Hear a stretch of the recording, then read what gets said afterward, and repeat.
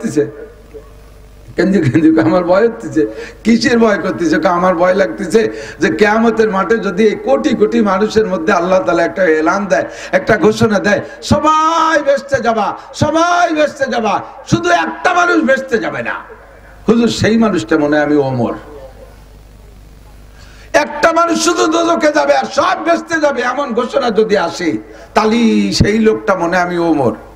হুজুরকে আপনি এবারে চিনতে পারলেন কিভাবে? কয় যে হুজুর, এই সাহাবা যারা আপনার সাথে আছে, কেউ আপনার গলা কাটিয়ে 100 উট পুরস্কার লোভে কোনোদিন আপনার দিকে আসে নাই, বিভিন্ন ভাবে নির্যাতন করছে। আমি আপনার কল্যাণিয়া 100 উটের লোভে কল্যাণিয়ার জন্য নেমে আসছিলাম। আল্লাহ যদি সেই দিনের ভিডিওটা ধরে রাখে, তাহলেই সর্বনাশ। হুজুর বললেন, ওমর, লা তাহজান ওয়া লা তাখাফ, ভয় পেন না, টেনশন করেন না। কলেমা পড়ছেন না? বলে জি। বলে আল কলেমা হলো এমনই একটা কষ্টি পাথর, ওর সাথে ছোঁয়া লাগলে বিগত জীবনে সব জং পরিষ্কার হয়ে সাফ হয়ে যায়, কিচ্ছু নাই, সব সাফ, আগের সব মাপ। খুশিতে চলে গেছে। কয়েকদিন পর আবার ওই লম্বা মানুষটা ফেলফেলায় হাসতে হাসতে আইছে। কয় যে হুজুর, হুজুর বলতে, ওমর, আজকে কি পয়সা করে কিছু পাইছেন নাকি? কোনো ভালো খবর? এত খুশি? কয় যে হুজুর, আমারটা মনে খুশি ঠেকতেছে। কি খুশি? কয় আল্লাহ যদি কিয়ামতের মাঠে ঘোষণা দিয়ে যায়, সব মানুষ দোজখে যাবে, একটাও ভেস্তে যাবে, সব দোজখে, শুধু একজন মানুষ ভেস্তে যাবে, নবীরা বাদে আর কি, নবীরা বাদে সব দোজখে যাবে, একজন ভেস্তে যাবে, সেই লোকটা আমি ওমর। হুজুর বললেন, তোমার ঈমান আছে, আল ঈমানু বাইনাল খাউফি ওয়ার রাজা, ভয় আর আশা দুইটার মাঝে ঈমান।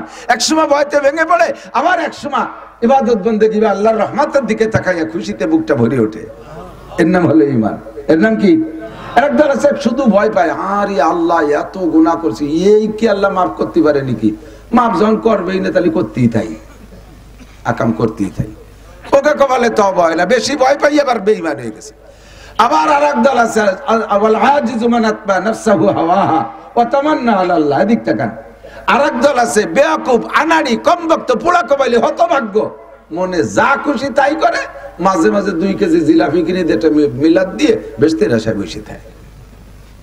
তাই না? যে সবে বরাত আসতেছে, বাইরের থেকে টুল্লা একটা হুজুরের কাছে বিয়ে মারে, হুজুর ধরিয়েন।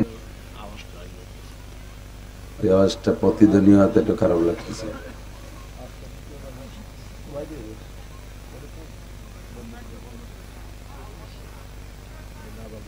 তো যতই মানুষ জানুক, আল্লাহ পাক রব্বুল আলামিন মানুষের জ্ঞান বিবেক বিবেচনার উপরে বলে রাখছেন, ওমা উতীতুম মিনাল ইলমি ইল্লা কালিল। আসসালামু আলাইকুম।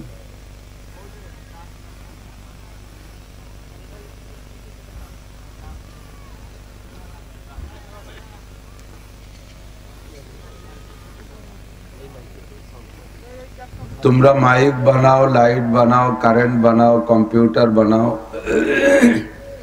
রকেট বানাও, বিমান বানাও, যত যা কিছু আবিষ্কার করো না কেন, সব মিলে তোমাদের ইলমের পরিমাণ হলো ওমা উতীতুম মিনাল ইলমি ইল্লা কালিল, অতি সামান্য একটু জ্ঞান তোমাদেরকে দেওয়া হয়েছে।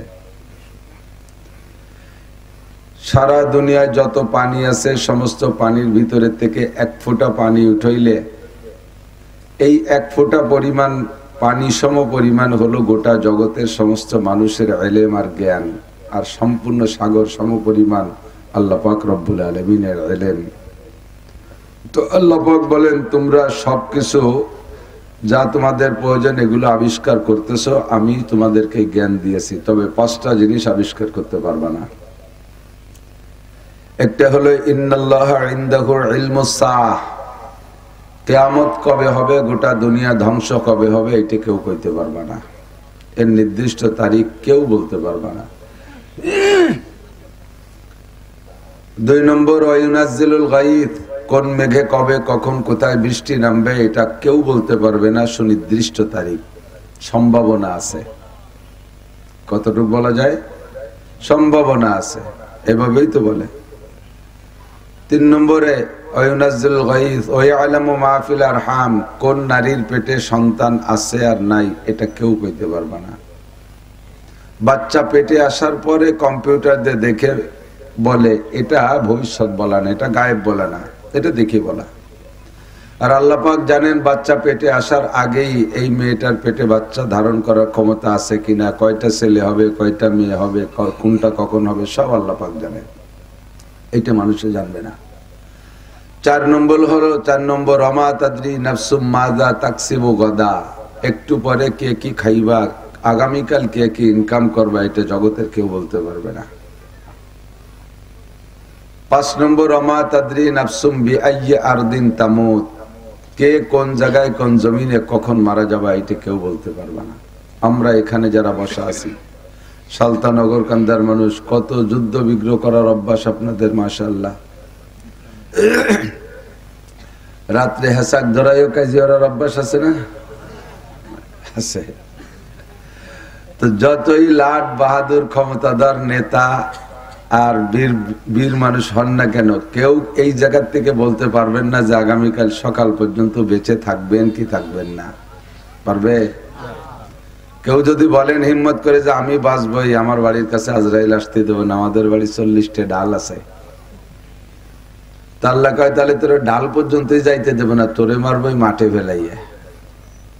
আর আল্লাহর মারতে কোনো অস্ত্র তীর তরবারি কিচ্ছুই লাগে না। ওয়াইদা আরাদা শাইআন আইয়াকুল লাহু কুন ফায়াকুন, আল্লাহ বললেন কুন মাইয়াতান, তুই মরে যা, সাথে সাথে মরতে হবে। কাজেই আমার হায়াতের গ্যারান্টি ওয়ারেন্টি বিলকুল নাই, আমার হায়াত কতটুক জানি না। তো ধরে নেওয়া যাবে যার নামে যতটুক হায়াত বরাদ্দ আছে ততটুক পাওয়া হয়ে গেছে, সামনে আর একটুও পাবো কিনা কাহারও জানা নাই। তো অল্প একটু সময়ের ভিতরে আমাকে ইনকাম করে নিতে হবে বিশাল আখেরাতের নিয়ামত। আমরা একবার যারা অন্তর থেকে বিশ্বাস করে কলেমা পড়েছি, অবশ্যই এখানে যারা বসা আছি সকলেই কলেমা পড়া মানুষ। তারপরে নবী পাক বলেন সর্বক্ষণ তুমি কলেমা পড়ে রেডি থাকো, মান কানা আখিরু কালামিহি লা ইলাহা ইল্লাল্লাহ ফাদাখালাল জান্নাহ। প্রত্যেকটা মানুষের শেষ কলেমা হইতে হবে লা ইলাহা ইল্লাল্লাহ। হুজুর আলাইহিস সালাতু ওয়াসসালাম নিজেও জীবনের শেষ কলেমা মরণের আগে লা ইলাহা ইল্লাল্লাহর তাকাজা করতেন, দোয়া করতেন, আল্লাহ আমার মরণের সময় কলেমা লা ইলাহা ইল্লাল্লাহ নসিব হোক। সাহাবায়ে কিরাম দোয়া করতেন, বুজুর্গানে দিন দোয়া করতেন। সকল মুসলমানের একই দাবি, আগে পরে যা করি না করি যেন জীবনের শেষ কলেমাটা হয় লা ইলাহা ইল্লাল্লাহ। এজন্য সর্বক্ষণ প্রস্তুত থাকতে হয়। আমাদের বাংলাদেশের বড় একজন মুহাদ্দিস, বহুত উঁচু মাপের একজন মুহাদ্দিসের একটা হাদিসের ক্লাসে আমি একবার বসলাম, তো দেখলাম উনি হাদিস পড়াচ্ছেন, ফাঁকে ফাঁকে একটু সংক্ষেপ তওবা আর কলেমাটা পড়ে নিচ্ছেন। সংক্ষেপ তওবা আস্তাগফিরুল্লাহ ওয়া আতুবু ইলাইহি, আস্তাগফিরুল্লাহ ওয়া আতুবু ইলাইহি। তওবাটা অন্তর থেকে করা থাকলে বিগতের সমস্ত গুনাহ মাফ। আর মরণের জন্য সঙ্গে সঙ্গে ইস্তেগফারের সাথে ছোট্ট করে কলেমা পড়েন লা ইলাহা ইল্লাল্লাহ, আস্তাগফিরুল্লাহ ওয়া আতুবু ইলাইহি, লা ইলাহা ইল্লাল্লাহ। এই কই আবার পড়ায়, আবার কিছুক্ষণ পড়ায়, আবার ফাঁকে একবার পড়ে নেয় আস্তাগফিরুল্লাহ ওয়া আতুবু ইলাইহি, লা ইলাহা ইল্লাল্লাহ। আমার যা ভুলচুক হয়ে গেছে ইস্তেগফারের মাধ্যমে আমি ক্ষমা চেয়ে নিলাম, আর সামনে মরণের জন্য আমি কলেমা পড়ে রেডি থাকলাম লা ইলাহা ইল্লাল্লাহ। হাদিস পড়ানোর ভিতর দিয়ে মরণ হলেও মরণটা খারাপ না, ভালো মরণ। কোরআন পড়ানোর মধ্যে দিয়ে মরণ হলেও মরণটা ভালো মরণ। নামাজের মধ্যে মরণ হইলেও মরণটা ভালো মরণ। মসজিদের মধ্যে নামাজরত বা তাসবিহ তাহলিলরত অবস্থায় মরণ হয়ে গেলে মরণটা ভালো মরণ। তবে হুজুর যে কথাটা বলেছেন মরণের আগে লা ইলাহা ইল্লাল্লাহ হওয়া সর্বশ্রেষ্ঠ ব্যাপার। এজন্য উনি হাদিস কোরআন পড়ানোর ফাঁকে ফাঁকে লা ইলাহা ইল্লাল্লাহ পড়ে রেডি থাকেন। যদি এখনই চলে যেতে হয় তাহলে কোনো সমস্যা নেই। আমি কখন কোন জায়গায় মারা যাব আমি জানি না, আমার হায়াত একেবারেই কম। তো অল্প একটু হায়াতের ভিতরে আমাকে ইনকাম করতে হবে কি আল্লাহ পাক রব্বুল আলামিন বলেছেন, নবী পাক বলেছেন, যে ব্যক্তি কলেমা পড়লো অন্তর থেকে লা ইলাহা, আরেকবার পড়ে নেই লা ইলাহা ইল্লাল্লাহু মুহাম্মাদুর রাসূলুল্লাহ। কলেমা যারা বিশ্বাসের সাথে পড়েছি, তর্জমা তো জানি অবশ্যই, আল্লাহ ছাড়া কোনো মাবুদ নেই। আর আমাদের জন্য কিয়ামত পর্যন্ত সমস্ত মানুষের নবী মুহাম্মাদুর রাসূলুল্লাহ সাল্লাল্লাহু আলাইহি সাল্লাম। এই কলেমায় বিশ্বাস করে যারা কলেমা পড়ছে তার জন্য জান্নাত ওয়াজিব হয়ে গেছে। কাজে আপনারা যারা আমরা পড়লাম কলেমা, আপনারা জান্নাতে যাবেনই, এর মধ্যে কোনো সন্দেহ নেই। নিশ্চিত থাকেন এই ব্যাপারে যে অবশ্যই খোদার কসম দিয়ে বলবো আপনারা সবাই জান্নাতি। এমনি আকাম কুকাম যা করছেন এর কারণে ট্রাক ছোট বাড়ি ধুড়ি কিছু খাওয়া লাগতে পারে, সেটা ভিন্ন, তবে জান্নাতে যাবেন এর মধ্যে সন্দেহ নাই। কলেমার বদৌলতে জান্নাতে যাবেনই, কোনো সন্দেহ নাই। তো জান্নাতে যাবেন এই কলেমার দ্বারা পাইলেন কি? জান্নাতের ভিতরেই দুনিয়া সমপরিমাণ, কমপক্ষে সবচাইতে গরিব জান্নাতি, যে ছোট জান্নাতি, যার জান্নাতের পরিমাণ ছোট হবে, সেই দুনিয়ার মতো 10 দুনিয়া সমপরিমাণ জায়গা পেয়ে গেছেন। কলেমা পড়ার সাথে সাথে আপনার নামে এত বড় এক দাগ জমি দলিল হয়ে গেছে। এ নিয়ে কোনো চিন্তা নাই। রেকর্ড, পর্চা, SARS, BRS, CS সব কমপ্লিট। এর জন্য 33 ধারার মামলাও করা লাগবে না, বটরা মামলাও করা লাগবে না। যত বড় জমি ভাগে পাইলাম, পেয়ে গেলাম, ছেলে মেয়ে টুকবার কোন পাশে আলাদা দেয়া লাগেনি, কেউ যার যারটা সেই পাবে। কিন্তু জমিটা হলো ফাঁকা। জমি কি ফাঁকা, একেবারে চিটিয়াল ময়দান। পিএস লাগানোর আগে যেমন ফাঁকা সাদা ছিল, ওইরকম ফাঁকা জমি, কোথাও কোনো একটা গাছপালা দুগলো মুগলো কিচ্ছু নাই। এখন ওর ভিতরে আপনার যা যা দরকার ওটা এখান থেকে কামাই করে নিতে হবে। ওই ফাঁকা জমিতে আপনার বিল্ডিং এর দরকার, এখান থেকে বানাতে হবে। ওর মধ্যে গাছপালা দরকার, এখান থেকে বানাবেন। ওর মধ্যে নদ নদী খাল বিলের দরকার, পুকুরের দরকার, সব এখান থেকে বানাই নিতে হবে। তো কিভাবে বানাবেন? এক একটা আমলের ওসিলায় আল্লাহ তাআলা এক এক প্রকার নিয়ামত ওর মধ্যে দান করবেন। একবার বলি সুবহানাল্লাহ। এর দ্বারা গাছপালা লাগানো হচ্ছে, বলেন আলহামদুলিল্লাহ। এই গাছ আরো বাড়তে তালে আছে। আল্লাহু আকবার। এটাও জান্নাতের মধ্যে গাছ লাগানোর তাসবিহ। এগুলো গাছের বীজ। সুবহানাল্লাহ বললে গাছ লাগানো হয়, আলহামদুলিল্লাহ বললে গাছ লাগানো হয়, আল্লাহু আকবার বললে গাছ লাগানো হয়। গাছ কিন্তু আবার আমাদের দেশে কাটাওয়ালা বাবরা গাছ না, যে বেত বাগান লাগাইছিল ওর মধ্যে আটা গেল না, এরকম ঝামেলা করা লাগবে না। সব গাছগুলো ফলদার গাছ। এক একটা গাছে 1000 রকমের ফল হবে, বলি সুবহানাল্লাহ। যতবার বলবেন অতবার এমন একটা গাছ লাগানো হয়ে যাবে। তবে গাছটা লাগানোর সিস্টেমও ভিন্ন। দুনিয়ার গাছের গোড়া মাটিতে, মাথা উপরে, আর জান্নাতের গাছের গোড়া উপরে, মাথা নিচে। এটাও জান্নাতীদের সুবিধার্থে এরকম করা হয়েছে। কারণ দুনিয়ায় যদি কের বাড়ি বড় নারকেল গাছ থাকে, আর সেই নারকেল পাড়ার কোনো লোক খুঁজে পায় না, তাহলে এই নারকেল পাড়া নিয়ে কত টেনশন না। গাছি খুঁজছি খুঁজছি পাহা নারকেল কার মাথায় পড়ে তা কওয়া যায় না, ডাইগু মেঘু খুলিয়ে পড়ে কত উপরে। খেজুর গাছের মাথায় রস, পাড়ার লোক নাই, পোলাপান তালাশ করে বেড়ানো লাগে, না পারতে পারলে পারা সে গাছের রস পয়সিয়ে মদ হয়ে যায়। তো এই জন্য জান্নাতের ভিতরে আর দুনিয়ার গাছে উঠতে গেলে কাঁচা দিয়ে উঠা লাগে, আর জান্নাতের মধ্যে কাঁচা দেওয়া দিয়ে নাই। গাছের গোড়া উপর দিক, মাথা নিচের দিক ফলে ফুলে ভরা থাকবে, খালি খাবেন আর খাবেন। কন্যা সুবহানাল্লাহ। এমন সুন্দর গাছপালা জান্নাতের মধ্যে লাগানো দরকার আছে না নাই? যতবার বসে বসে তাসবিহ পড়বেন জান্নাতের মধ্যে গাছ লাগানো হবে। এবার বিল্ডিং এর দরকার, গাছতলা তো থাকা যায় না, থাকলে থাকবেন, জান্নাতের গাছতলাও থাকা যাবে, সমস্যা নেই। তবে বিল্ডিং এরও দরকার। তো জান্নাতের বিল্ডিং, ঘরবাড়ি বানাবেন কি দিয়া? কোরআন শরীফের আয়াত দিয়ে ঘরবাড়ি বানাবেন। জান্নাতের ঘরবাড়ি কিসে হবে? কোরআন শরীফের আয়াতের দ্বারা হবে। একটা বিল্ডিং এখন ছোট্ট করে বানাই ফেলি, পারবেন এখনই? বিসমিল্লাহির রহমানির রহিম। ইন্না আতাইনাকাল কাউসার ফাসাল্লি লিরাব্বিকা ওয়ানহার ইন্না শানিয়াকা হুয়াল আবতার। 3 আয়াত না? আর বিসমিল্লাহ 1 আয়াত। তো বিসমিল্লাহ সহ সূরা কাউসার পড়ছি, 4 আয়াত হয়ে গেছে। আল্লাহর কসম, এক্ষুনি জান্নাতের মধ্যে 4 তলা একটা দালান হয়ে গেছে। দালানটায় কয় ইউনিট? মোটামুটি সাইজের বিল্ডিং বানায়, মানুষের বিল্ডিং বানায় 3 ইউনিটের হিসাব করে বেশিরভাগ। ঢুকেই একটা ইউনিট, ডাইনিং রুমে 2টা ইউনিট করে।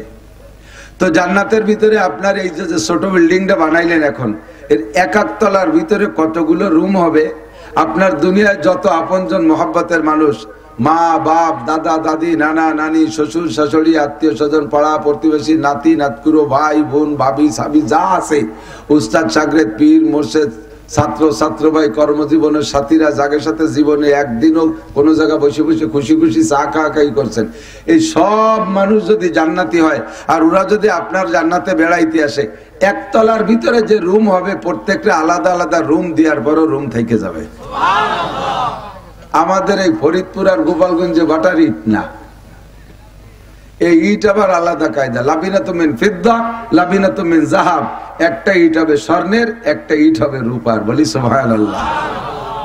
সুবহানাল্লাহ বলে বলে গাছ লাগাবেন, আর কোরআন শরীফ পড়ে পড়ে দালান বানাবেন। আল্লাহর রাসূল বলেন, ইকালু লিসাহিবিল কুরআন ইকরা ওয়ারতাকি ওয়ারাতিল কামা কুনতা তুরাতিলু ফিদ দুনিয়া ফাইন্না মানজিলাকা ইনদা আখিরি আয়াতিন তাকরাউহা। তুমি দুনিয়ায় যতগুলো আয়াত তেলাওয়াত করেছিলে এই আয়াতগুলো জান্নাতের মধ্যে বসে বসে তেলাওয়াত করো। পড়তে রহো, উর্দুতে বলে, উর্দু তরজমা, পড়তে রহো আর চলতে রহো, পড়তে থাকো আর উঠতে থাকো। তুমি যত আয়াত পড়ে শোনাবা তোমার বিল্ডিং এর তলা অত হবে। পুরো কোরআন শরীফ যদি পড়ে ফেলেন তাহলে আপনার বিল্ডিং এর ভিতর জান্নাতের মধ্যে কোরআন শরীফের আয়াত সংখ্যা পরিমাণ ৬৬৬৬ হোক আর ৬২৩৬ হোক, যাই হোক, এই আয়াত সংখ্যা পরিমাণ বিল্ডিং হয়ে যাবে জান্নাতে। এবার আপনি ওই বিল্ডিং এ উঠবেন, বিল্ডিং এর কোনো সিঁড়িও নাই, লিফটও নাই। এত উপরের বিল্ডিং এ উঁচু তলায় কিভাবে উঠবেন?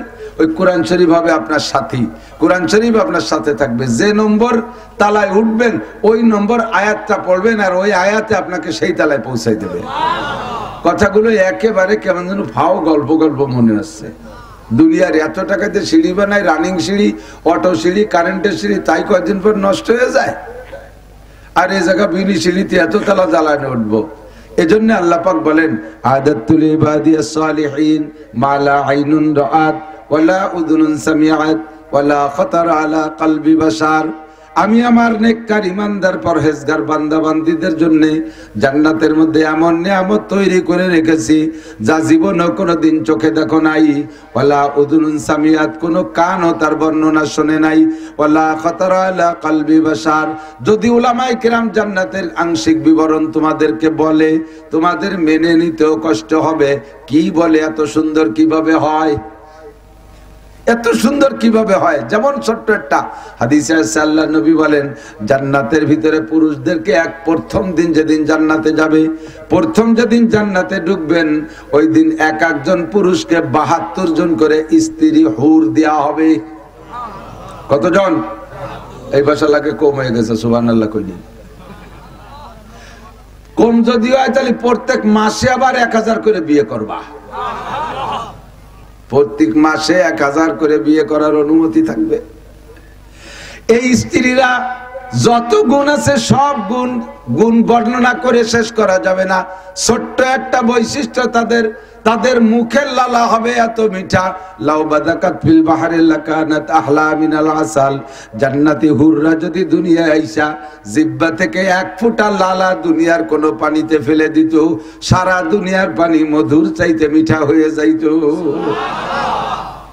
আপনারা মোমেন মুসলমান বিদায় কথা বিশ্বাস করে সুবহানাল্লাহ বলে ফেলাইছেন। যদি একে প্রতিবাদের সুরে আপনি প্রশ্ন করতে চান তাহলে আপনার কাছে কঠিন প্রশ্ন আছে। সারা দুনিয়ায় যত সুগার মিল আছে, চিনির কল, যত চিনি বানায় নিমেষে আছে না কারখানা, হাজার হাজার হাজার হাজার, সারা দুনিয়ার সমস্ত সুগার মিল, চিনির কলের চিনি প্রোডাকশনের পরে শুরু থেকে শেষ পর্যন্ত যতদিন মেশিন চলে, যতদিন দুনিয়া আকুশরে আছে, এতদিন চিনি বানাইয়া খালি আমাকে পদ্মা নদীতে ডালে, তাতে কি পদ্মার পানি মিঠে বানাতে পারবে? তাহলে সারা দুনিয়ার চিনি দিয়ে এক গাঙ্গের পানি মিঠে বানাতে পারি না। আর কত বড় ভাও কথা, এক বিটি একটু স্যাপ ফেলাই দেবে, সারা দুনিয়ার পানি মধুর সে মিঠে হয়ে যাবে। তবে এই কথাটা ভাও কথা না আসল কথা, একটু কর না, ভাও কথা না আসল কথা? আসল কথা আমি ইন্না লিল্লাহি ওয়া ইন্না ইলাইহি, কারেন্ট জাত দোয়া পড়েন, ইন্না লিল্লাহি ওয়া ইন্না ইলাইহি রাজিউন। আল্লাহ আছে, এই যে চালান হয়ে গেছে, ওরা অ্যাক্টিভ, খুব অ্যাক্টিভ আছে, মাশাআল্লাহ, জাযাকুমুল্লাহ। তো আমি বলছি এজন্য এদিক টাকা, তো দুনিয়ার কিছু কামাই করতে দুনিয়ার টাকা কামাই করা লাগে। ঢাকা শহরে বিল্ডিং করতে টাকা কামাই করা লাগে, ফরিদপুর শহরে বিল্ডিং করতে টাকা কামাই করা লাগে, বড় বড় দাগে দাগে জমি কিনতে টাকা কামাই করা লাগে। তো জান্নাতের ভিতরে এই বিশাল নিয়ামত, আরো বলতে গেলে রাতভর বলা যাবে, জীবন ভরে বলেও শেষ হবে না। জান্নাতিন তাজরি মিন তাহতিহাল আনহার, প্রত্যেকের জান্নাতের ভিতরে 4টে করে নদী থাকবে। কয়টা? 4টে করে নদী। এই কথাগুলো বলার জন্য আল্লাহ নবীকে আল্লাহ পাক হুকুম করেছেন, এবং নবীর এই সিফাতও, ইয়া আইয়ুহান নাবিয়্যু ইন্না আরসালনাকা শাহিদাও ওয়া মুবাশশিরা ওয়া নাযীরা, হে নবী আপনাকে উম্মতের জন্য সত্য সাক্ষ্যদাতা হিসেবে এবং আপনাকে সুসংবাদদাতা হিসেবে পাঠিয়েছি। এই জাতীয় সুসংবাদ বর্ণনা দেওয়া, জান্নাতের বর্ণনা বিশ্লেষণ করা, কিছু জানা থাকলে সেগুলো বলা, এটাও বয়ানের একটা মজমুনের ভিতরে আল্লাহ পাকই অর্ডার করেছেন। এই জন্য যে বোঝে সে খোঁজে।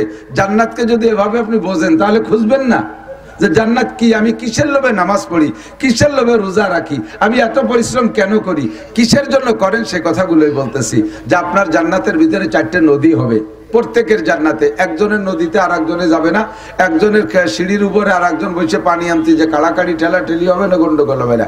প্রত্যেকের জান্নাতে 4টে করে নদী। 1 নম্বরে পিওর পানির নদী, মা আন তহুরা, যে পানির সিফাত আল্লাহ নিজে বলেছেন, মা আন তহুরা, পবিত্র পানি, যে পানির ভিতরে আর্সেনিক নাই, আয়রন নাই, লবণ নাই, কোনো গন্ধ নাই, কোনো ভেজাল নাই, 100% পিওর পানি হবে। একটা নদী থাকবে এরকম, পুরো জান্নাত ঘুরে ঘুরে পানি, নদীতে পানি পৌঁছাবে।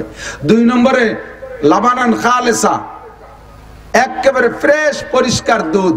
জান্নাতের মধ্যে দুধ খাইতে গাই পালা লাগবে না, ঘাস কাটা লাগবে না, খেড় কাটা লাগবে না, খেড় কুটু জোগাড় করা লাগবে না, ভুসি ভুসি কিনা লাগবে না, গোবর ভেলানো লাগবে না, খালি দুধ আর দুধ, খাল ভরা দুধ। কষ্ট পাচ্ছেন নাকি শুনে? যে এত দুধ খাবো কোন জায়গা, বেশ পইবা কোন জায়গা? আপনার বেচা লাগবে না, বেচবেন কার কাছে? যার কাছে বেচবেন তারও এক গাং আছে, বলেন না সুবহানাল্লাহ। 3 নম্বরে আসালাম মুসাফফা, ফ্রেশ পিওর মধুর নদী। মধু জান্নাতি নিয়ামত, মধু কি জান্নাতি নিয়ামত। 4 নম্বরে শারবাতান সায়গাল লিশারিবিন, কলিজা ঠান্ডা করার মতো শরবতের একটা নদী হবে। খাবেন, শরবতের মধ্যে ডুবোবেন, দুধের নদীর ভিতরে গোসল করবেন, কেউ ঠেকাবে না। এই যে বিশাল জান্নাত, এটা কামাই করতে হবে কোন জায়গা থেকে? আর দুনিয়া মাজরাতুল আখিরা, দুনিয়া হলো আখিরাতের ক্ষেত, এখান থেকে কামাই করে যাবেন, কামাই করে যাবেন এখান থেকে। বিশাল জান্নাত, জান্নাতীদেরকে জান্নাতে ডান পাশে ঢুকাই দিবে, জাহান্নামীদেরকে জাহান্নামের ভিতরে ঢুকাই দেবে, বাছাই করে হাসরের মাঠে। বাছাইটা হবে আল্লাহর কথা খেয়াল করি। আল্লাহ পাক বলবেন, আমতাজুল ইয়াউমা আইয়ুহাল মুজরিমুন, দুনিয়ায় যারা আমাকে আল্লাহ বলে স্বীকার করিস নাই, আমার ইবাদত বন্দেগী করিস নাই, দেবদেবীর পূজা পাঠ করেছিস, আমাকে আল্লাহ বলে মানিস নাই, আমতাজু, এই মাঠে বসে থাকতে পারবি না, বের হয় এখান থেকে। আমতাজু, বের হ, থাকবি না। সব কাফেরদেরকে বাছাই করে বের করে, ফি নারি জাহান্নামা খালিদিনা ফিহা আবাদা। একজন জাহান্নামী কাফেরের কাছে আল্লাহ পাক নামাজ, রোজা, হজ, যাকাত, ফরজ, ওয়াজিব, সুন্নাত, মুস্তাহাব, তাবলীগ, চরমুনাই, মসজিদ, মাদ্রাসা, তিলাওয়াত, জিকির, ফিকির কিচ্ছু জিজ্ঞাসা করবে না। ওরা বিনা হিসাবে জাহান্নামী, ওরা বিনা হিসাবে জাহান্নামী। আর জান্নাতীদের ভিতরে আল্লাহ ক্লাসিফিকেশন করবেন। প্রথম 7 গুণের মানুষকে আল্লাহ তাআলা বাছাই করে বিনা হিসাবে জান্নাতে দেবে। 1 নম্বরে ন্যায়পরায়ণ বাদশা, 2 নম্বরে ওই যুবক, যার যুবক যুবতী, যার যৌবনকালটা ইবাদতের মধ্যে অতিবাহিত করেছে, মনে যা চাইছে তাই করে নাই, নামাজের মধ্যে কাটাইছে, যৌবনকালকে তাহাজ্জুদের মধ্যে কাটাইলো, যৌবনকালকে গুনাহ থেকে ফিরানোর মধ্যে কাটাইলো, গান বাজনা, কনসার্ট মনসার্ট আবাজাবার মধ্যে যায় নাই, 14ই ফেব্রুয়ারির আনন্দ উৎসব থেকে নিজেকে বিরত রেখেছে, পয়লা বৈশাখের পান্তা ইলিশের থেকে নিজেকে ফিরে রাখছে, 31st নাইটের নোংরামি থেকে নিজেকে বাঁচায় রাখছে, জারি যাত্রা, করসা, গাজীর গান, গুণযাত্রা থেকে নিজেকে ফিরে রাখছে, টেলিভিশন আর ফেসবুক, মদ, গাঁজা বা ফেনসিডিল, হিরোইন, সব আকাম কুকাম থেকে যুবক নিজেকে ফিরাই রাখছে, যুবতী মহিলা পরপুরুষের সাথে প্রেম আলোচনার থেকে নিজেকে বিরত রেখেছে। এই যুবক আর যুবতী 2 নম্বর মেহমান আরশে আজিমের নিচায়। বিনা হিসাবে এদের কাছে নামাজ, রোজা, হজ, যাকাত কিচ্ছু জিজ্ঞাসা হবে না। 1 নম্বর প্রথম কাতারে আরশে আজিমের নিচে আগে তারা বসবে, এরপরে সেখান থেকে জান্নাতে যাবে। 3 নম্বরে রাজুলুন কলবুহু মুআল্লাকুম বিল মসজিদ ইযা খারাজা মিনহু হাত্তা ইয়াউদা ইলাইহি, যেই পুরুষের অন্তরটা মসজিদের সাথে লাগানো থাকে, 1 ওয়াক্ত নামাজ পড়া পিছনের দিকে ফিরে যায়, 1 ওয়াক্ত নামাজ পড়ে পিছনের দিকে বাড়ির দিকে যায়, আর মসজিদের দিকে ফিরে ফিরে তাকায়, আবার কখন আজান হবে, আবার আমি আসব মসজিদে। কাজ কামে হাত দেয়, কাজে আজান দিকে কানটা খাড়া করা থাকে, ওই আজান হওয়ার সঙ্গে সঙ্গে কাজ কাম ছেড়ে দিয়ে মসজিদে চলে আসে। এই যুবক, এই পুরুষ যারা আছে, তো পুরুষের কথা যেহেতু রজুলুন শব্দ আছে, মহিলারা কি জায়গা থেকে বঞ্চিত না? মহিলারাও বঞ্চিত না। মহিলারা মসজিদে যাবে না, তবে তারা জায়নামাজে নামাজ পড়বে ঘরে, জায়নামাজটা তুলে রাখার সময় আবার অন্তরটা রাখবে মসজিদের দিকে। মুয়াজ্জিন কখন আজান দেয়, আবার আমি জায়নামাজে চলে আসব। এই নারী আর পুরুষ বিনা হিসাবে জান্নাতি। একটু বলি না সুবহানাল্লাহ। ওয়ারাজুলুন যাকারাল্লাহ খালিয়ান ফাফাযাত আইনা, হাসরের মাঠ থেকে বিনা হিসাবে যাদেরকে আল্লাহ পাক আরশে আজিমের নিচে বসাইয়া বিনা হিসাবে জান্নাতে দেবে। 4 নম্বর হলো রাজুলুন যাকারুল্লাহ, যে সময় রাতের বেলা সব মানুষ নিঝুম ঘুমিয়ে আছে, এক শ্রেণীর মানুষ ওই ঘুমের মধ্যে থেকে ওঠে। তাতাজাফা জুনুবুহুম আনিল মাদাজি ইয়াদউনা রাব্বাহুম খাওফান ওয়া তামা। আরামের বিছানা গায়ের থেকে কম্বলটা সরানো বহুত বড় কঠিন ব্যাপার শীতের রাত্রে। কতক্ষণ গায়ের থেকে গরম লেপটা সরাইয়া ঠান্ডা পানির মধ্যে ডুব দিতে হবে। প্রয়োজনে যদি গোসল ফরজ হয় ঠান্ডা পানিতে গোসল করতে হবে। আরামের লেপ কম্বলে ফেলে রেখে ঠান্ডা পানিতে গোসল করা বহুত বড় মুজাহাদা। ময়দানে যে কাফেরের সাথে যুদ্ধ করা যত কঠিন তার চেয়ে খুব একটা কঠিন না, তার চেয়ে খুব একটা কঠিন না। এই সময় আপনি যদি বিছানার থেকে উঠতে পারেন, আল্লাহ পাক রব্বুল আলামিন আপনাকে আল্লাহু আকবার আরশে আজিমের নিচে তার ভিআইপি মেহমানদের 4 নম্বর কাতারে বসায় দেবে। তাহাজ্জুদ পড়া মালিকের কাছে দোয়া করবেন। তাতাজাফা জুনুবুহুম আনিল মাদাজি ইয়াদউনা রাব্বাহুম খাওফান ওয়া তামা। দোয়া করবে রবের কাছে খৌফের সাথে, ভয়ের সাথে, ওয়া তামার আশার সাথে। আল ঈমানু বাইনাল খাউফি ওয়ার রাজা। ঈমান হলো আশা আর ভয়। কথা বলেন, আশা আর ভয় দুটোর মাঝখানে ঈমান। শুধু আশা করে বসে থাকে সেটাও বেঈমানির লক্ষণ, আবার শুধু ভয়ই পায় ভয় পাইয়ে সরিয়ে থাকে সেটাও আর একটা বেঈমানির লক্ষণ। আশাও থাকবে ভয়ও থাকবে। খলিফাতুল মুসলিমিন হযরত ওমর ইবনে খাত্তাব তখন খলিফা হয়নি, হুজুরের কাছে একদিন আইসা কানতে লম্বা একটা মানুষ আইসা বোকার মতো কানতেছে। হুজুর কয়, ওমর কান্দেন কে? কয় ভয় হচ্ছে। আমার ভয় হচ্ছে। কিসের ভয় করতেছে? আমার ভয় লাগতেছে যে কিয়ামতের মাঠে যদি এই কোটি কোটি মানুষের মধ্যে আল্লাহ তাআলা একটা এলান দেয়, একটা ঘোষণা দেয়, সবাই বেহেশতে যাবা, সবাই বেহেশতে যাবা, শুধু একটা মানুষ বেহেশতে যাবে না। হুজুর সেই মানুষটা মনে হয় আমি ওমর। একটা মানুষ শুধু দোজখে যাবে আর সব বেহেশতে যাবে এমন ঘোষণা যদি আসে, তাহলে সেই লোকটা মনে হয় আমি ওমর। হুজুরকে আপনি এবারে চিনতে পারলেন কিভাবে? কয় হুজুর, এই সাহাবা যারা আপনার সাথে আছে কেউ আপনার গলা কাটিয়ে 100 উট পুরস্কার লোভে কোনোদিন আপনার দিকে আসে নাই, বিভিন্ন ভাবে নির্যাতন করছে। আমি আপনার কল্যাণিয়া 100 উটের লোভে কল্যাণিয়ার জন্য নেমে আসছিলাম। আল্লাহ যদি সেই দিনের ভিডিওটা ধরে রাখে তাহলেই সর্বনাশ। হুজুর বললেন, ওমর লা তাহজান ওয়া লা তাখাফ, ভয় পেন না, টেনশন করেন না। কলেমা পড়ছেন না? বলে জি। বলে আল কলেমা হলো এমনই একটা কষ্টি পাথর, ওর সাথে ছোঁয়া লাগলে বিগত জীবনে সব জং পরিষ্কার হয়ে সাফ হয়ে যায়। কিচ্ছু নাই, সব সাফ, আগেরই সব মাপ। খুশিতে চলে গেছে। কয়েকদিন পর আবার ওই লম্বা মানুষটা ফেলায় হাসতে আইছে। হুজুর বলতে, ওমর আজকে কি পয়সা করে কিছু পাইছেন নাকি? কোনো ভালো খবর? এত খুশি? কয় যে হুজুর আমারটা মনে খুশি ঠেকতেছে। কি খুশি? আল্লাহ যদি কিয়ামতের মাঠে ঘোষণা দিয়ে যায় সব মানুষ দোজখে যাবে, একটাও ভেস্তে যাবে, সব দোজখে, শুধু একজন মানুষ ভেস্তে যাবে, নবীরা বাদে আর কি, নবীরা বাদে সব দোজখে যাবে, একজন ভেস্তে যাবে, সেই লোকটা আমি ওমর। হুজুর বললেন, তোমার ঈমান আছে, আল ঈমানু বাইনাল খাউফি ওয়ার রাজা। ভয় আর আশা দুইটার মাঝে ঈমান। একসময় ভয়তে ভেঙে পড়ে, আবার একসময় ইবাদত বন্দেগী বা আল্লাহর রহমতের দিকে তাকাইয়া খুশিতে বুকটা ভরে ওঠে। এর নাম হলো ঈমান। এর নাম কি? একদল আছে শুধু ভয় পায়, আরে আল্লাহ এত গুনাহ করছি, এই কি আল্লাহ মাফ করতে পারে নাকি? মাফ যখন করবেই না তাহলে করতেই থাই, আকাম করতেই থাই। ওকে কপালে তওবা হয় না, বেশি ভয় পাই আবার বেঈমান হয়ে গেছে।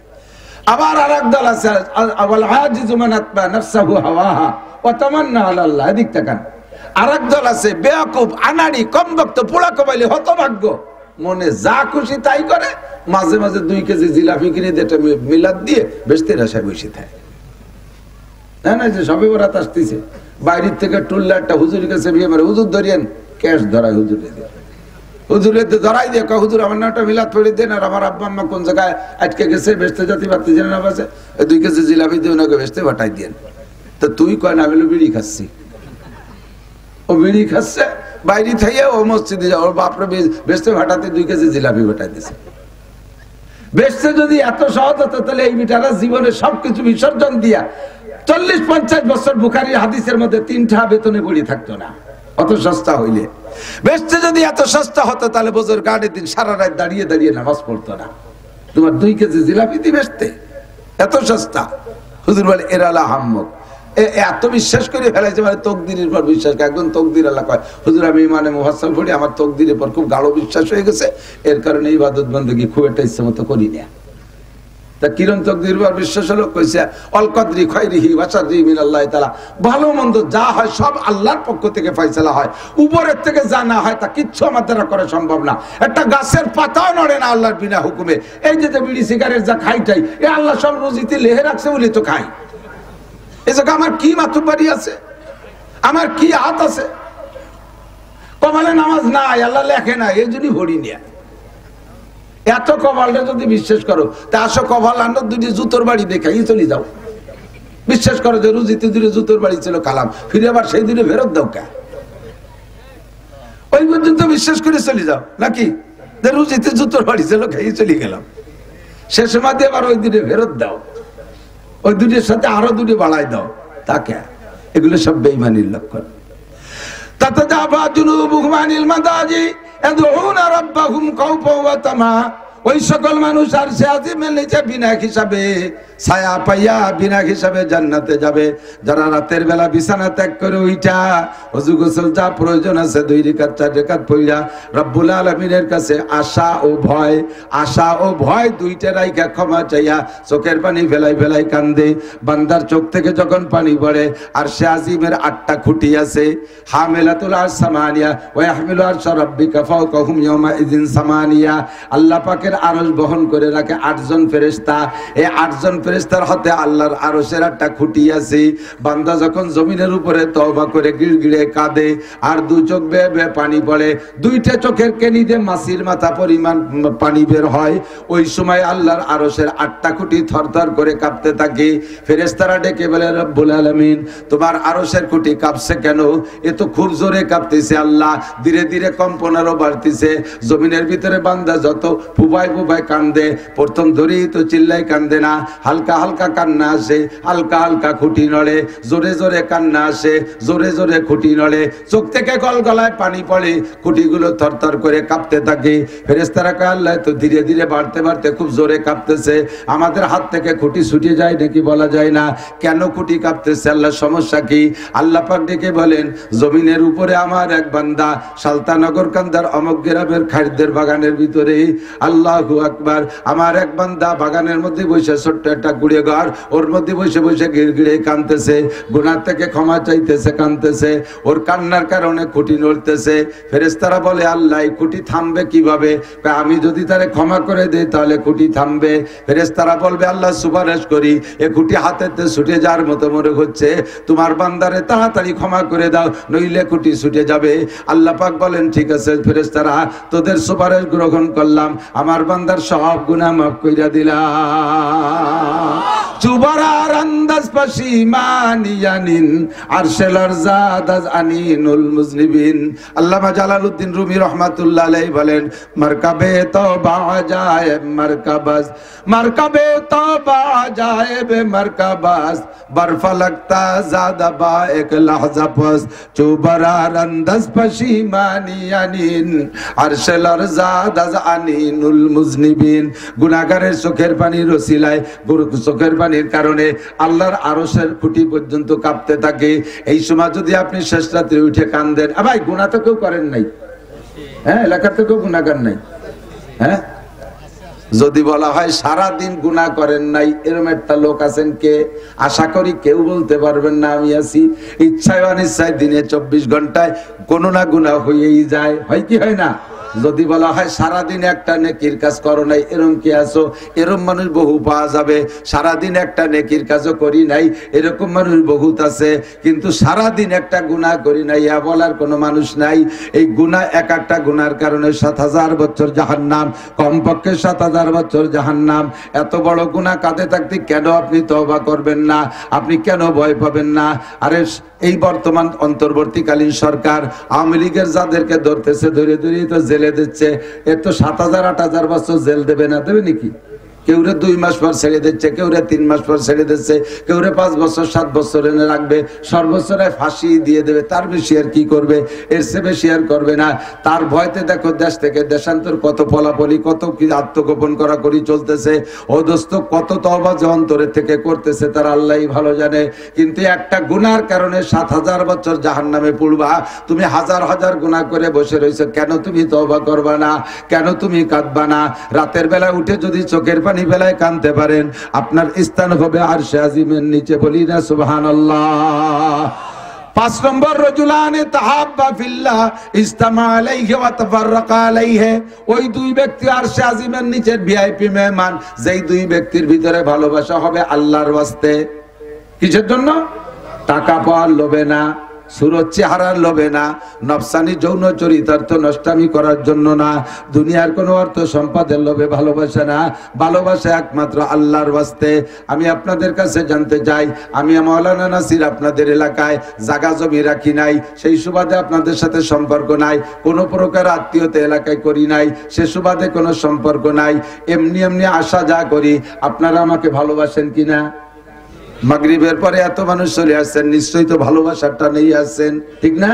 আমিও আপনাদেরকে ভালোবাসি। এই জায়গায় এই মাঠে আজকে জমা হয়েছি তো আল্লাহর ওয়াস্তে, দিনের খাতিরে, দিনের খাতিরে। কাজে আমরা আপনারা এই 2 দলের মানুষই আরশে আজিমের নিচে জায়গা পাবো ইনশাআল্লাহ।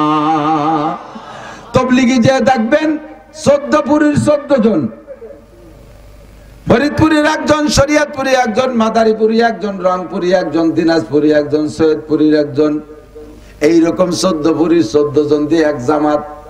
মাত্র একটা চিল্লে দিয়ে ঘুরিয়ে আইসা কাকরাইল এসে, কাকরাইল থেকে যখন যার যার বাড়ির দিকে যায়, বিচ্ছিন্ন হয়ে যায়, কেমন যেন ভাই মরা শোকের মতো গলা জড়াই ধরে কাঁদতে থাকে। তবলিগি যারা গেছেন তারা 2-1 সাক্ষী দেন, কথা সত্য না মিথ্যা? আরে গলা জড়াই ধরে কাঁদেন। এই জায়গা যে 14 পুরীর 14 জন এক জায়গা হয়েছিলেন, কি ছেলে মেয়ে বিয়ে দেওয়ার জন্য, ব্যবসা বাণিজ্যের জন্য, জায়গা জমি কেনার জন্য। একজনের চেহারার পর আর একজন আশেক হয়ে গেছেন নাকি ও জায়গা। 14 পুরীর 14 জন, 12 পুরীর 12 জন, 12 পুরীর 13 জন, এর সাথে আগের কোনো সম্পর্ক নাই। ও জায়গা যাওয়ার পরে এমন একটা ভালোবাসা হয়েছে, এই ভালোবাসাটা একমাত্র দিনের খাতিরে। এক জায়গা হয়েছিলেন দিনের জন্য, আবার কাকরাইলে এসে বিচ্ছিন্ন হচ্ছেন দিনের জন্য।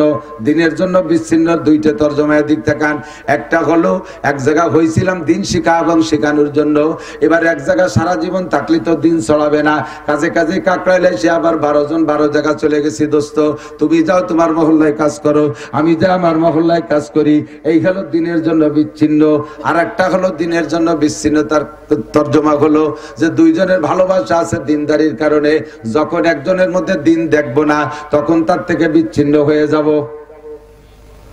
যখন একজনের মধ্যে দিন দেখবো না, ও ভালো না, ও দিনের থেকে বিচ্যুত না, তোর সাথে নাই।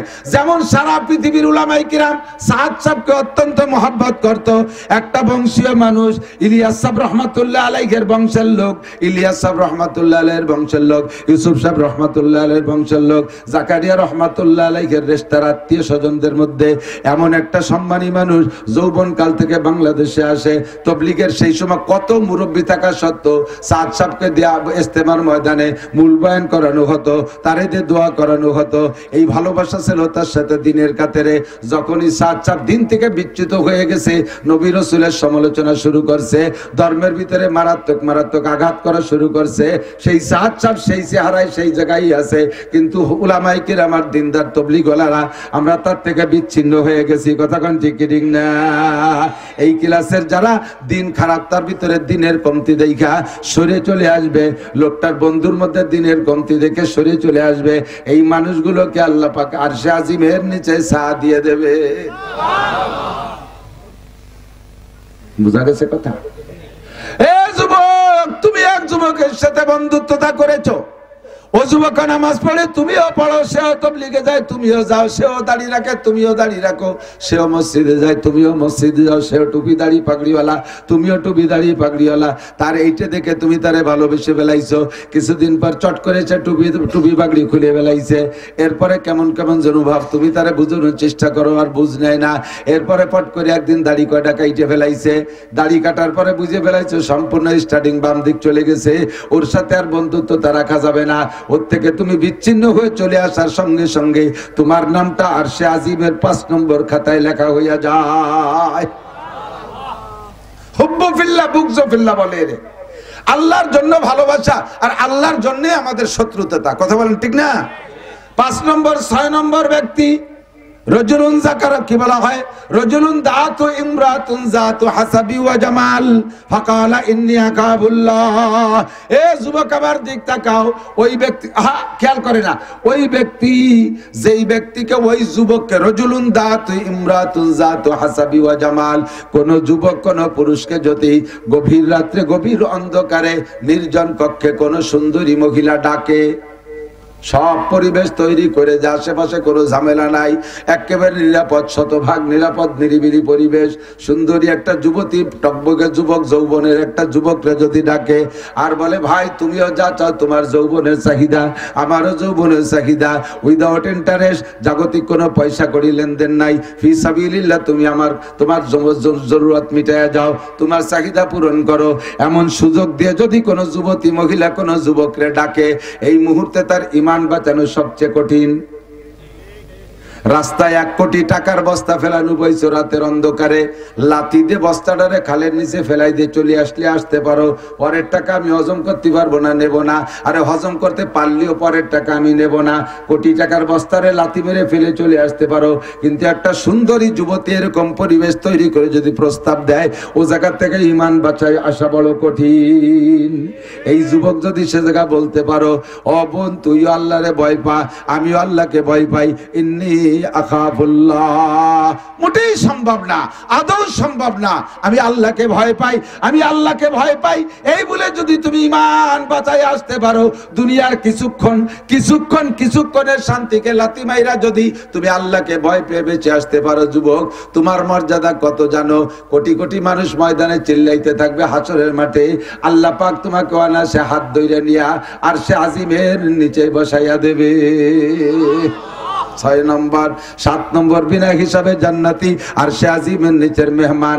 রজুলুন তাসাদদাকা বিসাদকাতিন ফাআকফাহা হাত্তা লা তা'লামা শিমালুহু মা তুনফিকু ইয়ামিনুহু, ওই ব্যক্তি যে ব্যক্তি দান করে দিনের জন্য, আল্লাহর ওয়াস্তে, হিদায়াত কি বলা হয়, জান্নাতের আশায়, নেকির আশায় দান করবে, ইখলাসের সাথে, এমন ভাবে দান করবে ডান হাতে দেবে তো বাম হাতে জানবে না, ডান হাতে দেবে তো বাম হাতে জানবে না। কথাটা একটু বুঝে নিতে হবে। এই ওয়াজ আপনারা বহু শুনেছেন, শোনার কারণে অনেকে আবার জায়গায় জায়গায় শক্ত হয়ে যায়। মজলিসের মধ্যে যদি কোনো জায়গায় কালেকশন হয়, সে সময় উনি চুপ করে তাকে দেয় না, যে এখন দিলি তো ডাইনাত বামাত কত মানুষ জানিয়ে যাবে, এই জন্য এখন দেবো না। এই ডান হাতে দেবে বাম হাতে জানবে না তর্জমা এইটা না, যে মজলিসের মধ্যে চাইলাম আর আপনি 1000 2000 টাকা বললেন, এতে আপনার নেকি কমবে আর আরশে আযমি নিচের মেহমানের থেকে নাম কেটে যাবে, তা না। এই ডান হাতে দেওয়া বাম হাতে না জানার তর্জমা হলো, এখানে দেওয়ার সময় দেবেন, পরে যাইয়ে গল্প মারিয়ে বেড়াবেন না। হ্যাঁ, 2টা কম্বল দিয়ে ক্যামেরা নিয়েছে 30টি, এর নাম হলো ডাইরাতে দিয়ে বামাতে জানা। কম্বলের আবার চেহারা কি, মাঝে মাঝে কইতে আমি, কম্বল খান কি কম্বল, 80 টাকা দামের কম্বল, যা যারে দেয় ও গায়ে দেয় না, ও নিয়ে ছাগলরে জ্যাকেট বানায় দেয়, ছাগলরে আর বাছুরের উপর দিয়ে তলে গিরিয়ে দিতে, ও আবার 2 বার পেশাব করে ফেলছে ভিজিয়ে, পরে থরথরার কাঁপতেছে, কাকা তাড়াতাড়ি খুলি নেন, না করোনা হতে পারে, আমার এসি আসতেছে, খুলিয়ে নিয়ে ধুইয়ে তাই দিয়ে আবার হাড়ি ধরা নেকড়া বানায়, এই সাতার কম্বল দিয়ে তাই এবার কুড়ি দিয়ে ক্যামেরা দিয়ে ভাইরাল করো, ফেসবুকে ছেড়ে দাও। এর নাম হলো ডাইনাইট দিয়ে বামাতে জানা। দেবার সময় দেবেন, উন্মুক্ত ভাবে দেবেন, 10,000 20,000 50,000 লাখ টাকা দেবেন, আপনি মারহাবার লোভ করবেন না। এই মারহাবার লোভ করার নামই হলো বামাতে জানা। দিছি তো দিছি, আমি জান্নাতের জন্য দিছি, এ জায়গায় আবার মারহাবার লোভ কি? যে ইবাদতই করব কার জন্য? ওয়ালা ইউশরিক বিইবাদাতি রাব্বিহি আহাদা, ইবাদত করব তো আল্লাহরই জন্য করব। কার জন্য? আল্লাহর জন্য। হজ করব তো মানুষকে জানানোর কি দরকার? আর হজ করে এসে একবার হজ করে আসার সাথে সাথে গুড়ায় আল হাজ লিখতে হবে। যদি কোনো জায়গায় লেখে পোস্টার পেছনে আল হাজ লিখতে হবে। কয়বার হজ করছেন? একবার, তাতে আল হাজ লিখতে হবে। 40 বছর নামাজ পড়েন, যে নামাজ পড়ে তারে আরবিতে কয় মুসল্লি, তা আল মুসল্লি তো লেখেন না কোনো জায়গায়। 40 বছর নামাজ পড়ে আল মুসল্লি লেখেন না, 40 বছর রোজা রাখেন, রোজাদাররা আরবিতে কয় সায়েম। তো কোন জায়গাতে আসসায়েম লেখেন না, আসসায়েম আব্দুল মালিক, আল মুসল্লি আব্দুল মালিক, জীবন ভর মিরই লিখে যাচ্ছেন। আর এবার একবার হজ করে আছে গোড়ায় আজিতে আল লাগাই দিতে হবে, আল হাজ। এগুলো সব রিয়া, এগুলো সব কি? যাহা করিবা ইবাদত। এই কথার তর্জমা হলো যে কোন ইবাদত মানুষ দেখানোর জন্য নয়, মানুষের প্রশংসার জন্য নয়। আমি মাওলানা নাসির ওয়াজ করতেছি, আমার এই ওয়াজটার দ্বারা হাজারো মানুষ হিদায়াত পাচ্ছে, আল্লাহর রহমতে হাজার মানুষ নামাজি হয়েছে, দাড়িওয়ালা হয়েছে, তবলিগি যাচ্ছে, ফায়দা পেয়ে যাচ্ছে। কিন্তু এর পিছনে আমার সমস্যা, আমি যদি ওয়াজের পরে প্রশংসার লোভ করি তাহলে আমার সব শেষ। আপনারা ইহুদা বিহি ওহুয়া লা ইয়াহতাদি, আমার ওয়াজের দ্বারা আপনারা হিদায়াত পাবেন, আমি হিদায়াত পাবো না। আমি মুশকিলে আছি। বেরোয় যাওয়ার সময় কান খাড়া রাখি, দেখি আজকের ওয়াজের প্রতিক্রিয়া কি আসে। যদি কেউ কাজ না অন্য দিনের মতো হইনি, মন খারাপ হয়ে ব্যস্ত বেড়ার তল দিবার তাড়াতাড়ি গাড়ি ছাড় দেরিয়ে যাচ্ছে না, মানে ওয়াজের প্রশংসা হয়নি। আর যদি কয় যে আজকে দারুণ ফাটাফাটি ওয়াজ করছে হুজুর, যা কইছে আজকে, আর কি যে কণ্ঠ, সাথে সাথে তাল দেয়, কয় এই 3-4 দিন তাই গলা বসে গেছে, তার নালি দেখতে কি যেতাম, মাইক ফাটাই ফেলাই দিতাম। আসেন একজনে কয় যে তোরে দিবারই ভালো দেখা যাচ্ছে, তাই 3 দিন নাই নিয়ে তোরে খুব ভালো দেখা যাচ্ছে, তাতেই যা ভালো দেখা যাচ্ছে তাই তো তুমি প্রশংসা করলে। আর যদি গোসল হতাম তাই 3 দিন নাই নিয়ে নালি ভরা তালি কিরম দেখা যেত। এই যে সমস্ত প্রশংসার লোক, এইগুলোই ওই কথার ভিতরে আসছে যে রজুলুন তাসাদ্দাকা বিসাদাকাতিন ফাআকফাহা, দান করছে গোপন রাখছে, হাত্তা লা তাআলামা শিমালুহু মা তুনফিকু ইয়ামিনু। তবলিগে 3 চিল্লে দিয়েছে, নিসাবি চিল্লে দিয়েছে, চৌরাস্তায় চার দোকানে বসে বসে গল্প মারে। মিয়া তবলিগ তো করো, নিসাবি চিল্লে দাও, এ বেটা কোনোদিন মিস করে না। তুমি যাও মিস করো না, তোমার লাভ, তাই না? গল্প দাও কে কতক্ষণ দেখছি মসজিদে কি রাখি দেয়, এ বিটার চাইতে বেশি আর কেউ দেয় না। দাও তুমি আখিরাতে জানাতে, এই বিটা কইবার কলার জানো কে? যা দেশে সব শেষ, যা দেশে সব শেষ। আল্লাহু আকবার বলতে যে সরে চলে যাচ্ছে, আবার সময় কম, সময় শেষ হয়ে যাচ্ছে। আল্লাহ আপনাকে তো সময় আছে, আমার তো দৌলতে অন্য জায়গায়। আল্লাহু আকবার। আল্লাহ আমার স্বভাব হলো যেখানে যে দাওয়াত রাখি আল্লাহ পাক এ পর্যন্ত পিছিয়ে ফেলেনি। গতকালকে নামজাদা এক বক্তা, কব না, আপনারও তাকে অ্যাক্সিডেন্টে পড়েন, তার আসার কথা মাহফিলে বাদ মাগরিব বয়ান করবে, আমি বলছি আসরে পরে বয়ান করব, আমার সাথে সেই কন্টাক্ট। আমি আসরে পরে কইছি, আমি 1-1.5 ঘন্টা আগে চলে গেছি, যে বসে রয়েছি সে নাস্তা পানি খেয়ে দে, আসরে পরে বয়ান করবো। মাগরিবের পরে সেই বড় বক্তা ওয়াজ করবে, সে ফোন করে জানাইছে আমি আসবো না। কেন আসবে না? এমনি আসবো না, এমনি আসবে না, তাই আসলোই না। পরে তারা হাতে পায়ে ধরে কান্নাকাটি করতেছে, হুজুর ওনার টাইমটা যদি কেউ না থাকে তাহলে আর মাইর খেতে হবে না। আমার কাছে সে বিনয়ের সাথে বলা পরে আমি বললাম ঠিক আছে থাকলাম। মাগরিবে আসরের পরে আর একজন এলাকার কেউ যদি কথা বলে, মাগরিবের পরে তাদের সেই কভার দিয়ে আসছি। এরপরে আসছি মধুখালী, তারপরে গেছি এবার রাজবাড়ি। এক রাত্রে এত দৌড়ি, কোনো জায়গা পিছিয়ে পড়িনি আল্লাহর রহমতে। রাজবাড়ি এলাকায় বলছি 12টায় যাবো, 12:15টায় পৌঁছে গেছি। একে কইছি 9:30টায় আসবো, 9:30, 9:30 পৌঁছে গেছি। আমি আপনাদের এখানে মাগরিব বাদ বয়ান করবো, মাগরিবের আগে চলে আসছি। আবার যেখানে কথা আছে সে জায়গা আমি 20 মিনিট আধা ঘন্টা আগে যাবো। আপনাদের সাথে তালে ভরি আমি এই জায়গায় সবটুক ডাইলি দিই, ওই জায়গায় দাবল খাবো, ওর মধ্যে আমি নেই। আমি উম্মতের কাছে মরিদতি রাজি না, আপনারা আমার কাছে মরিদতি হবে। যতটুক হয় ততটুক নিতে রাজি আছেন না ইনশাআল্লাহ? ইন্না ইদ্দাতা শুহুরি ইনদাল্লাহি 12 শাহর, আমি আয়াত পড়ছি এটা, এর সাথে 2-4টে কথা দিক তাকান। আরবিতে 12 মাস, কয় মাস? ইংরেজিতে কয় মাস?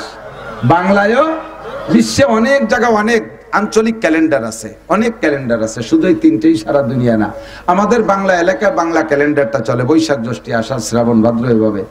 আর ইন্টারন্যাশনাল আন্তর্জাতিক সারা পৃথিবীতে চলে ইংরেজি ক্যালেন্ডার, এটা সারা দুনিয়ায় আছে, জানুয়ারি ফেব্রুয়ারি সারা দুনিয়া বলে।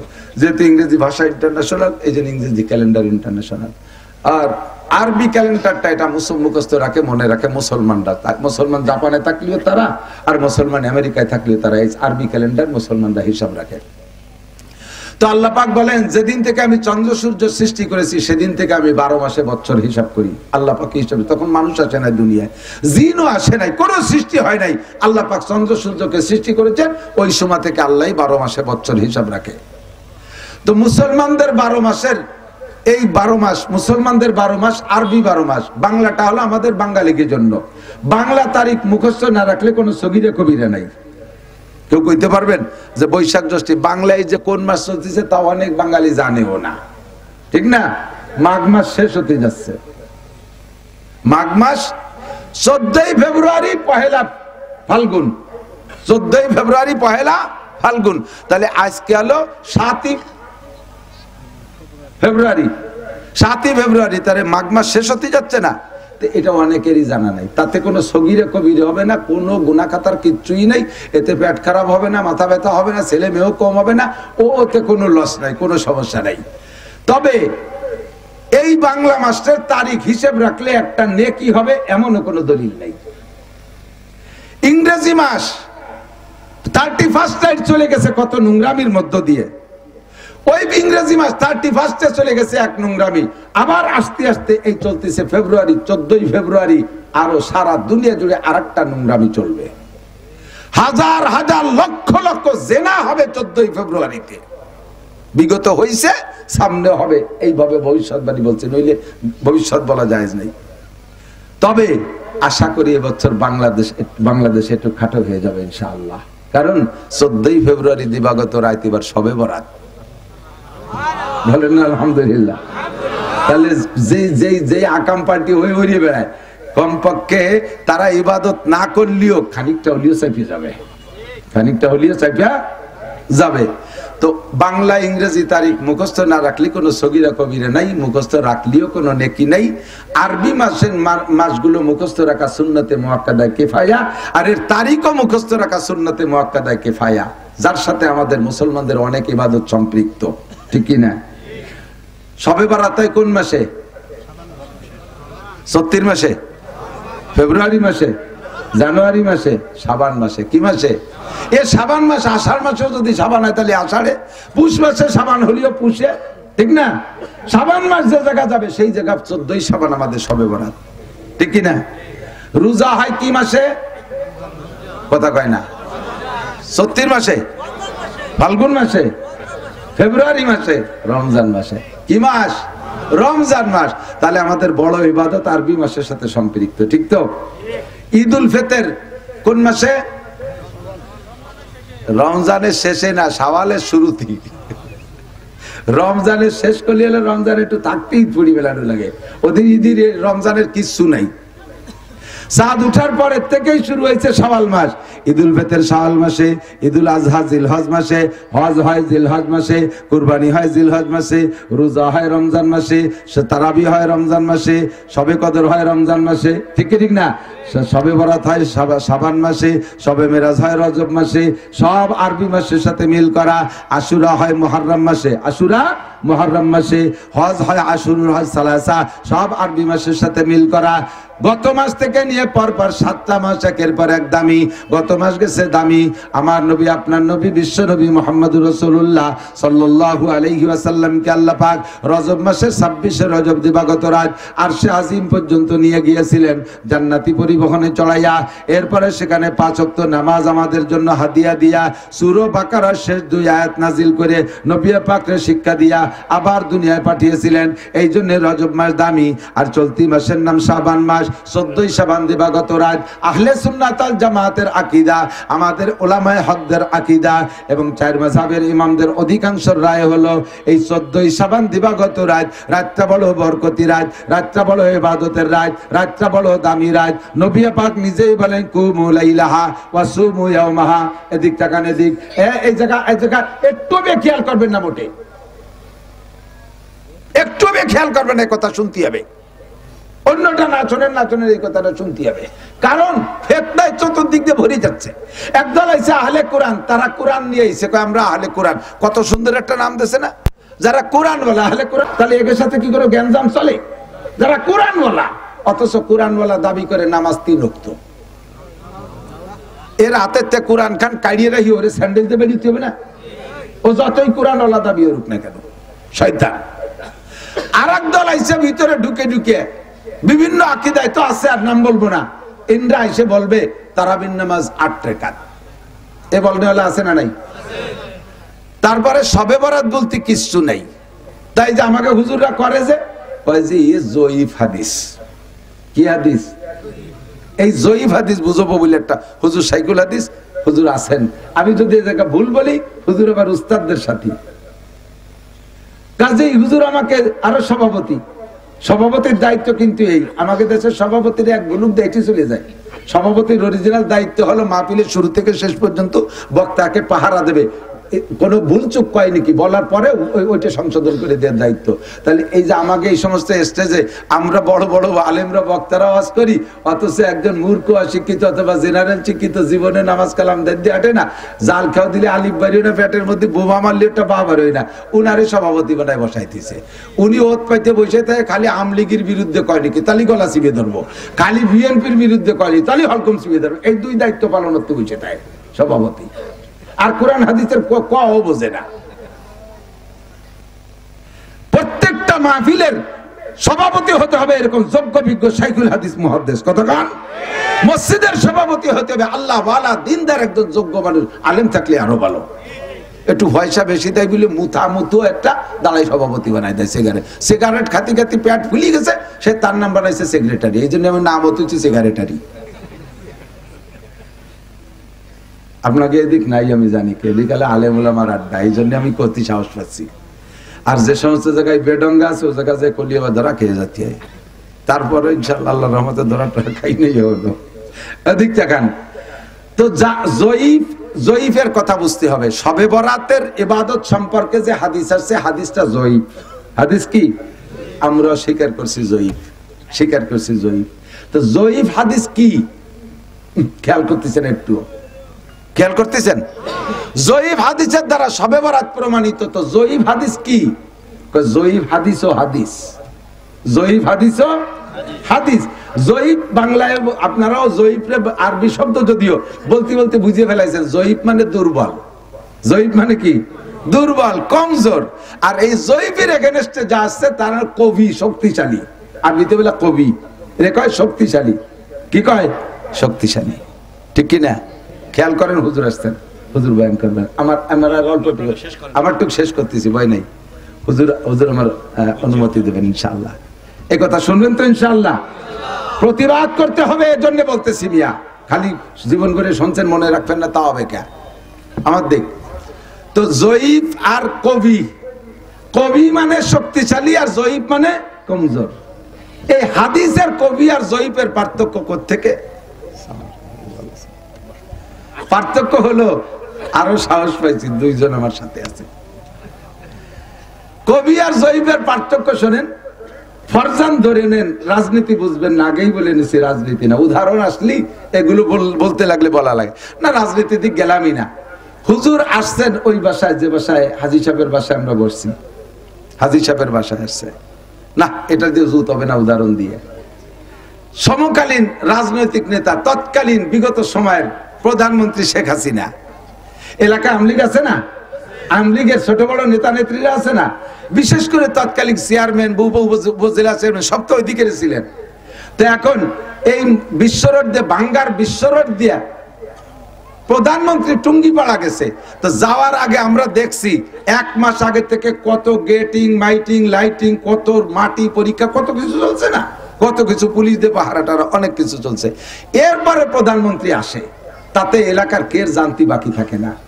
আজকে হঠাৎ করে এক ব্যানালা, এখানে ইউনিয়নের চেয়ারম্যান, আওয়ামী লীগের চেয়ারম্যান, উনি এই জায়গা চার দোকানে চা খাচ্ছে, ব্যানালা একজন ভ্যানসার এসে ভাইজান আপনি এখন এই জায়গা কতক্ষণ জায়গা থাকবো, এতক্ষণ কাউন্সিলে ছিলাম, এখন একটু চা খেয়ে বাড়ি যাচ্ছি। কারণ না তা বলতেছিলেন, তো প্রধানমন্ত্রী ওই যে ভাঙ্গার মোড়ে এসে কথা বলে গেল, আপনি জান নাই? তো চেয়ারম্যান কি কবে? ফালতু কোথাকার, প্রধানমন্ত্রী এলাকা আসবে আর আমি জানি না, ও এসে খবর কয়। আর চেয়ারম্যান দমক দিলে ও টিকতে পারিনি, ও চলে গেছে ব্যানসেলাই। তো এর মধ্যে ওই ভাঙ্গার বাজারে মাছ বেচতে গেছিল এক জাইলিয়ে, সে জাইলিয়ে মাছ টাছ বেঁচে এসে কয়, চেয়ারম্যান সাহেব আপনি জান নাই? কোন জায়গা যাবো? কাকা প্রধানমন্ত্রী দেখলাম ওই যে রোড মিটিং এ কথা বলতেছে, টুঙ্গি পড়ে যাচ্ছে। আরে চুপ কর। এবার কিন্তু দমকটা একটু হালকা হয়ে গেছে। আগের জন্য প্রধানমন্ত্রী আসবে আমরা জানি না। এবার যখন যাইলিয়ে কইছে, এবার কয় চুপ কর, একটু সোলো হয়ে গেছে।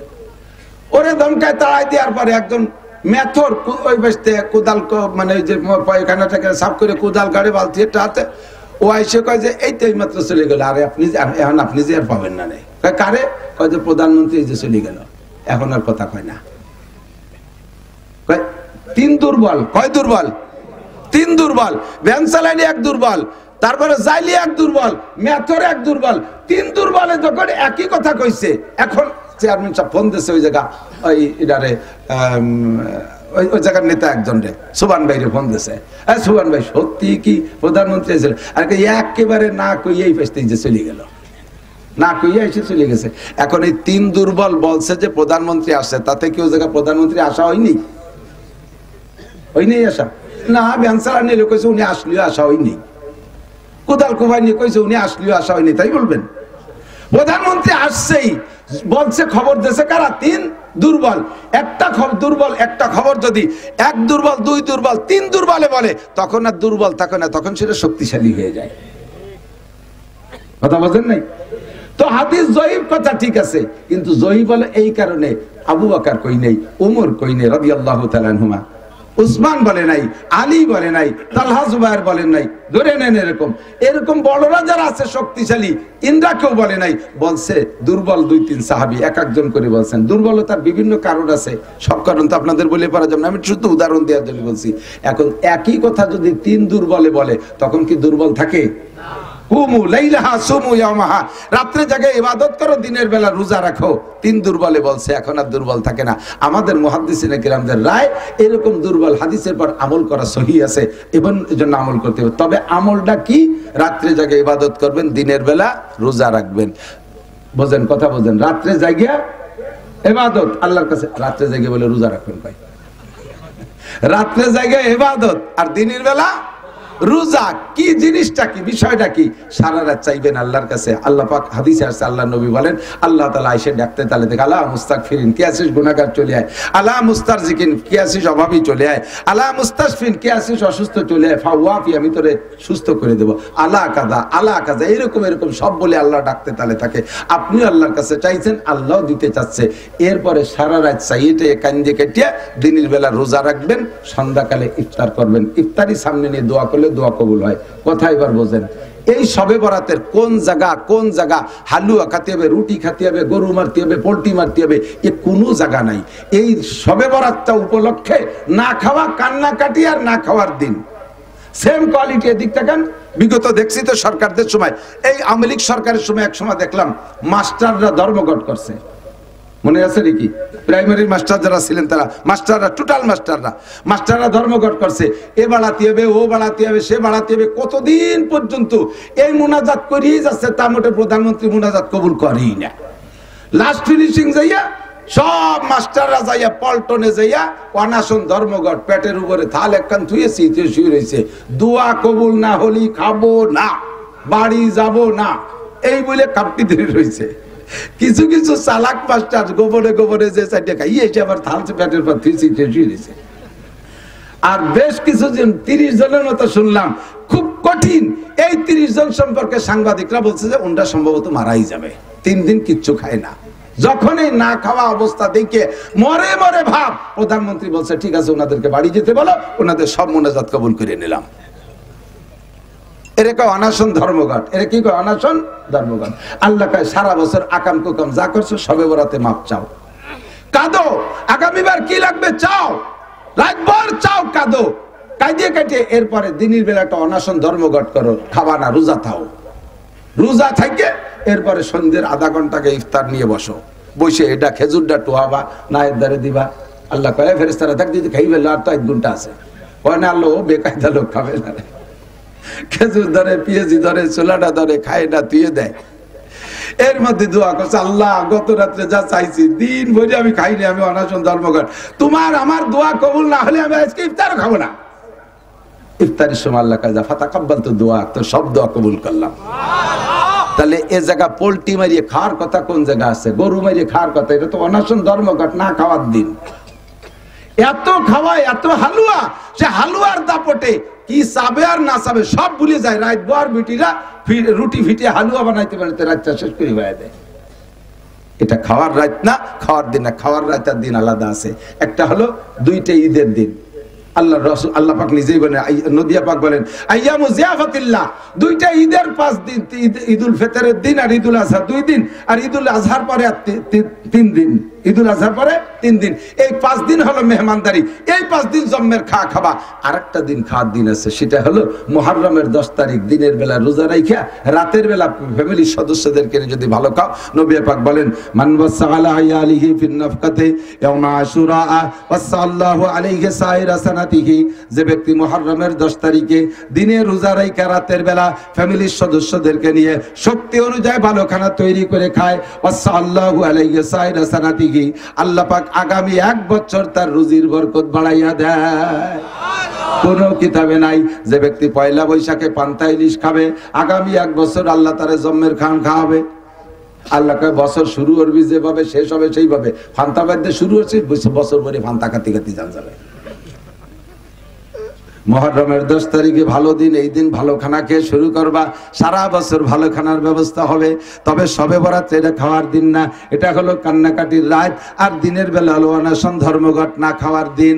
রোজা রাইখে আল্লাহ পাকের কাছে চাইবেন, ইফতারির সামনে করে যখন রোজাদার দোয়া করে আল্লাহ পাক রোজাদারের দোয়া কবুল করে। এই জন্য আমরা আসন্ন শবে বরাতে এই ইবাদত